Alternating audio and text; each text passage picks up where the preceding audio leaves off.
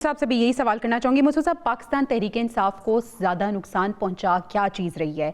गलत बयानियाँ जो बना रहे हैं, बार बार बयानिए को तब्दील कर रहे हैं, गलत जो कैलकुलेशंस की जा रही हैं, या फिर इमेच्योर पॉलिटिकल स्टंट्स उनके उन्हें ज़्यादा नुकसान पहुँचा रहे हैं?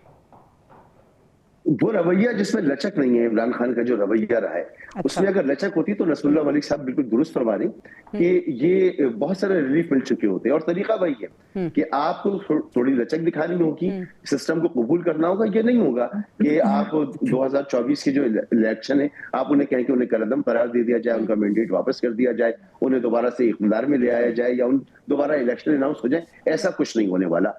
तो तरीका यही है कि आप थोड़ी नरमी इख्तियार करें, लचक दिखाएं, आप सिस्टम को चलने दें, अपना थोड़ा बहुत हल्की फुल्की मौसीकी आप करते रहें, लेकिन सिस्टम को उससे नुकसान नहीं होना चाहिए। सिक्योरिटी इदारों को ब्लेम करना आपको छोड़ना होगा। आपको ये जो मुल्क में ऑपरेशंस हैं इनको तनकीद का निशाना बनाना खत्म करना होगा। फिर आपको जो अपना डिजिटल मीडिया, सोशल मीडिया है, उस पर कंट्रोल करना होगा। एक कदम तो आपने लिया कि जो आपके कंट्रोल में नहीं है, आपने कह दिया हमारा उनसे कोई ताल्लुक नहीं है, लेकिन जो आपका सोशल मीडिया है वो तो है ना, वो तो एक हकीकत है, तो उस पर आपको कंट्रोल करना होगा। तो कुछ मुझे सीबीएम्स होते हुए नजर आ रहे हैं। यही तरीका पहले दिन से मौजूद है, आज भी मौजूद है। अगर इमरान खान साहब वाकई इस पे लचक दिखाते हैं, उनसे जब भी मुलाकात होती है और उस मुलाकात के बाद कोई चीज ऐसी सामने आती है, जैसे उन्होंने महमूद खान चकजई को पूरा इख्तियार दिया, अगर वो कहते हैं महमूद खान चकजई कोई भी फैसला करें, जो पहले भी कह चुके हैं, वो मुझे कबूल होगा, तो ये एक फेस सेविंग का तरीका भी होगा कि महमूद खान चकजई सबसे बड़ा जो है प्रॉब्लमेटिक इशू है पाकिस्तान तहरीक इंसाफ के लिए। बिल्कुल इख्तिताम में मैं आप दोनों का शॉर्ट आंसर लेना चाहूंगी। नसरुल्लाह मलिक साहब, 8 फरवरी का एहतजाज कामयाब देख रहे हैं आप या सोच तो रहेगा नाकाम देख रहे हैं? आपकी टेक। लाहौर में और पंजाब में लोग पतंगे उड़ाएंगे, खैबर पख्तूनख्वा में ये कहेंगे जनाब हम चंद जगहों पे हमने अपने कारकुन निकल आए हैं, बाकी पूरे मुल्क के अंदर पहिया चलता रहेगा, ना आपको कहीं हड़ताल नजर आएगी। इतवार का रोज होगा, वही दुकानें बंद होंगी जो ताजर नॉर्मल हर इतवार के रोज बंद करते हैं।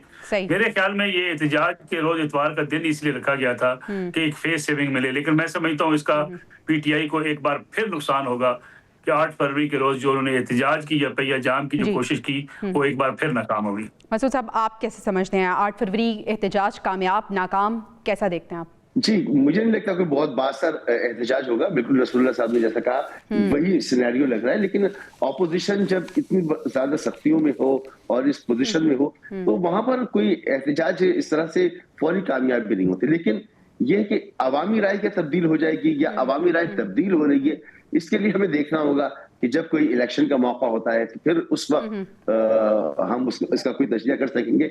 फिलहाल जो तासुर मौजूद है वो ये कि अवामी राय में बड़ा फर्क नहीं आएगा।